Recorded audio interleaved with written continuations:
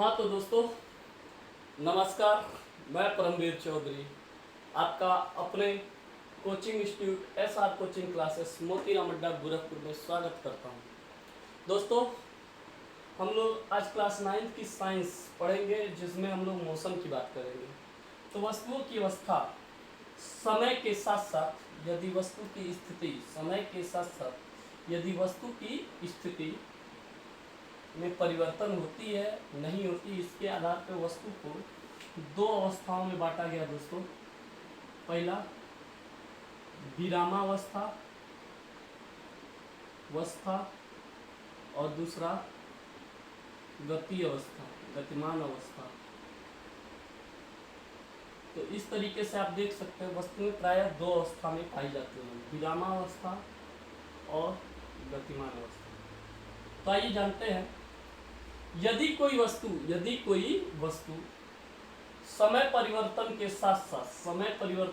साथ अपनी स्थिति नहीं बदलता है, अर्थात समय परिवर्तन के साथ साथ स्थिति में कोई परिवर्तन नहीं होता है, तो वो विरामावस्था में कहलाएगा। यदि कोई वस्तु समय परिवर्तन के साथ साथ स्थिति में कोई परिवर्तन नहीं करता है तो वस्तु विरामावस्था में कहलाएगा। गतिमान अवस्था, समय परिवर्तन के साथ साथ वस्तु की स्थिति में यदि परिवर्तन होता है तो वो वस्तु गतिमान अवस्था में कहलाएगी। जैसे यह बोर्ड आज भी यही है, कल भी यही रहेगा, परसों भी यही रहेगा, अर्थात ये समय परिवर्तन के साथ साथ अपनी स्थिति में कोई परिवर्तन नहीं करता, तो किस अवस्था में होगा? विरामावस्था। सड़क पर दौड़ती हुई मोटर कारें अभी फिलहाल हमसे 2 किलोमीटर दूरी पे है, तो फिर कुछ देर बाद 4 किलोमीटर दूरी पे हो जाएंगी, कुछ देर बाद 16 किलोमीटर दूरी पे। इस तरीके से स्थिति बदलेगी, अतः वो किस अवस्था में कराएगी? गतिमान अवस्था में। तो दोस्तों, इसका परिभाषा लिखिए। हाँ तो दोस्तों, चलिए, हम लोगों ने देखा वस्तु की अवस्था समय परिवर्तन के साथ साथ वस्तु की दो अवस्थाएं होती हैं, विरामावस्था और गति अवस्था। In motion, in rest. विरामावस्था, जब कोई वस्तु समय परिवर्तन के साथ साथ अपनी स्थिति में परिवर्तन नहीं करता है तो वो वस्तु विरामावस्था में कहलाता है। जैसे क्लास में स्थित डेस्क बेंच, समय परिवर्तन के साथ साथ इनकी स्थिति में कोई परिवर्तन नहीं होता है, इसलिए वो क्या कहलाएंगे? विरामावस्था। मेज पर रखी हुई पुस्तक या दीवार, ये बोर्ड, ये सब किस अवस्था में है? विरामावस्था में। दूसरा अवस्था होता है गतिमान अवस्था। यदि समय के साथ साथ वस्तु की स्थिति में परिवर्तन होता है तो वस्तु गति अवस्था में कहलाएगी। लाइक दैट, अभी फिलहाल कोई वस्तु हमसे 2 मीटर दूरी पे है, कुछ समय बाद 4 मीटर दूरी पर होता है और समय बदलने के साथ साथ उसकी और दूरी बढ़ती जाती है, तो हम कहेंगे कि वो वस्तु किसमें है? गति की अवस्था में। तो दोस्तों, ये तो क्लियर हो गया वस्तु की अवस्था। तो हमें विरामावस्था के बारे में नहीं पढ़ना, हमें गति अवस्था। तो गति अवस्था में कुछ टर्म है, कुछ पद हैं, कुछ शब्द हैं जिनको हमें ध्यान देना होता है। तो आइए देखते हैं दोस्तों। हाँ तो दोस्तों, जैसा कि हम समझ चुके हैं कि हमें गति के बारे में पढ़ना है। गति पढ़ने से पहले गति में कुछ बातें आती हैं, जैसे दूरी, डिस्टेंस, विस्थापन, डिस्प्लेसमेंट, चाल, वेलोसिटी, नहीं स्पीड और वेग, वेलोसिटी, त्वरण, एक्सेलरेशन, मंदन, रिटार्डेशन। और गति के समीकरण है इक्वेशन ऑफ मोशन। तो एक एक करके हम लोग पढ़ेंगे दोस्तों। आइए देखते हैं एक एक के बारे में। तो सबसे पहले दोस्तों आता है दूरी, डिस्टेंस।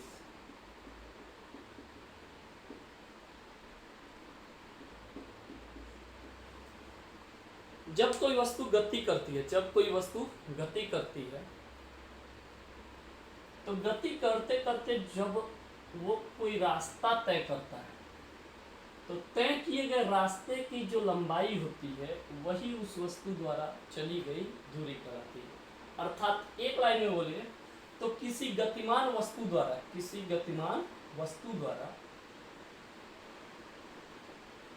तय किए गए पथ की लंबाई को उस वस्तु द्वारा चली गई दूरी कहते हैं। Is that clear? दूरी किसी भी दिशा में हो सकता है, इसमें निश्चित दिशा नहीं होता है, इसलिए कौन सी राशि है? अदिश राशि है। दूरी को नापने के लिए मीटर का प्रयोग करते हैं, अर्थात दूरी को जिसमें नापेंगे वही उसका मात्रक होगा, तो दूरी का SI मात्रक होता है मीटर। दोस्तों दूरी के बारे में और भी बातें हैं कि दूरी कभी शून्य नहीं हो सकती है, दूरी कभी ऋणात्मक नहीं हो सकती है, दूरी सदैव क्या होगी? धनात्मक। तो आइए देखते हैं दूरी के बारे में दोस्तों। तो आइए दूरी लिखते हैं परिभाषा दोस्तों। तो दूरी के बारे में मैंने बताया किसी गतिमान वस्तु द्वारा तय किए गए पथ की लंबाई को उस वस्तु द्वारा चली गई दूरी कहते हैं। किसी गतिमान वस्तु द्वारा तय किए गए पथ की लंबाई को उस वस्तु द्वारा चली गई दूरी कहते हैं। दूरी को रिप्रेजेंट करते हैं S से। दूरी सदैव क्या होता है? धनात्मक। कभी भी चलोगे बाबू समय के साथ तो कुछ न कुछ रास्ता चलोगे और रास्ते की कोई न कोई लंबाई होगी, तो दूरी सदैव क्या होता है? धनात्मक। ये न तो शून्य हो सकता है न तो ऋणात्मक। दूरी को जिसमें नापते हैं वो उसका मात्रक कहलाएगा। तो दूरी का SI मात्रक होता है मीटर। दूरी में कोई निश्चित दिशा नहीं होती है, इसलिए दूरी कौन सी राशि है? अदिश राशि है दोस्तों। ठीक है। एक पॉइंट और है कि दूरी को साधारण तरह से जोड़ा अथवा घटाया जा सकता है यदि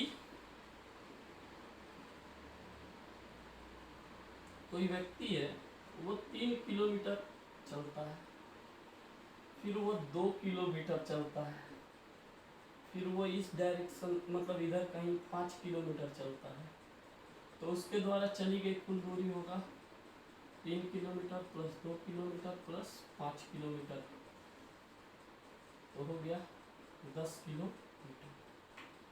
समझ में आया दोस्तों? आइए तो आगे बढ़ते हैं, विस्थापन के लिए देखते हैं। हाँ तो दोस्तों हम लोग गति से संबंधित दूसरा परिभाषा विस्थापन, डिस्प्लेसमेंट जिसे कहते हैं, के बारे में जानने की कोशिश करते हैं।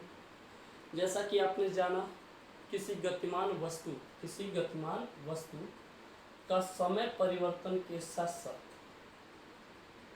स्थिति अगर बदल रही है तो वो गति अवस्था में कहलाती है, और गति अवस्था में है तो वो कोई न कोई रास्ता चलेगी। तय किए गए पथ की लंबाई क्या कहलाती है? उस वस्तु द्वारा चली गई दूरी।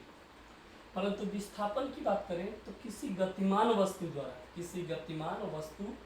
द्वारा तय की गई न्यूनतम पथ की लंबाई उस वस्तु द्वारा तय किया गया क्या कहलाता है? विस्थापन। आप देख सकते हैं परिभाषा में किसी गतिमान वस्तु द्वारा तय किए गए पथ की न्यूनतम लंबाई। अब ये न्यूनतम लंबाई क्या होता है अभी बताएंगे, उसका विस्थापन कहलाता है। इसे D से रिप्रेजेंट करते हैं, D से प्रदर्शित करते हैं। एक बात बता दें दोस्तों, विस्थापन में दिशा होती है, विस्थापन एक निश्चित दिशा में होता है। कभी भी न्यूनतम दूरी एक निश्चित दिशा में नापी जाती है, इस कारण विस्थापन कौन सी राशि है? सदिश राशि। इसको साधारण विधि से जोड़ा अथवा घटाया नहीं जा सकता। आपकी जानकारी के लिए बता दें, इसे जोड़ने अथवा घटाने के लिए सदिश नियम का प्रयोग करते हैं। इसका भी मात्रक, इसको भी, ये चूंकि एक दूरी ही है तो इसको भी नापने के लिए मीटर का प्रयोग करते हैं, तो इसका SI मात्रक क्या हो जाएगा? मीटर। ये धनात्मक भी हो सकता है, ऋणात्मक भी हो सकता है, अथवा शून्य भी हो सकता है। लाइक दैट मान लीजिए मोहन ए से चलकर बी की ओर 3 किलोमीटर चलता है और बी से सी की ओर 4 किलोमीटर चलता है। तो मोहन द्वारा चली गई दूरी 3, 4, 7 किलोमीटर हो जाएगी, लेकिन इसके बीच की न्यूनतम दूरी ये होगी AC। पाइथागोरस थ्योरम के अनुसार इसको जब निकालेंगे तो कितना आएगा 5 किलोमीटर। ये देखिए आप यहाँ एक बात देख रहे होंगे, दूरी कितना है, दूरी कितना है 7 किलोमीटर, विस्थापन कितना है 5 किलोमीटर, 5 किलोमीटर।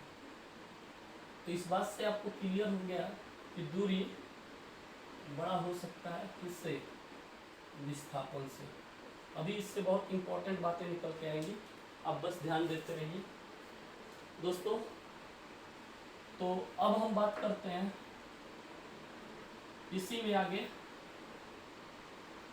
कुछ पॉइंट है विस्थापन से संबंधित, आइए देखते हैं वो क्या है दोस्तों। हाँ, तो हम बात करेंगे दोस्तों,